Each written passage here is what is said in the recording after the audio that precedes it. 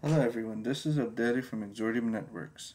This video is part of a short series intended to help you make the most of the 3CX PBX system.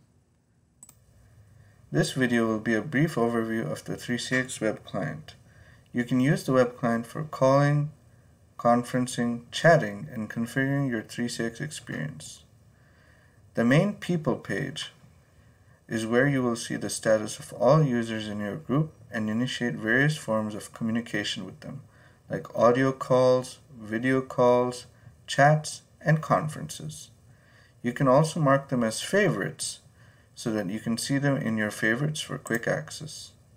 The Contacts page is where you will see any contacts you may have added to your phone book.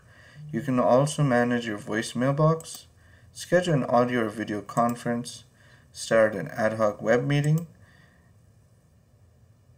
and change your settings. Depending on your permissions, you may also be able to view the switchboard and see which calls are coming into the organization and pick up, barge in, or listen to those calls.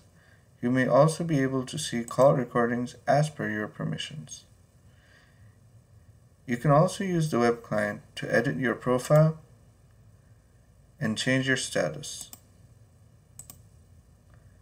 If you have other provisioned phones, like the 3CX app, you can designate the default device where all calls should come in. Finally, you can use the web client to scan a QR code for your soft phone or resend credentials for your voicemail pin and configuration file for your 3CX Windows app to your email. In other videos of this series, we will look at these features more in depth, as well as looking at the 3CX mobile and desktop apps. We will also look at how some of these features can be used with more traditional desk phones. Stay tuned.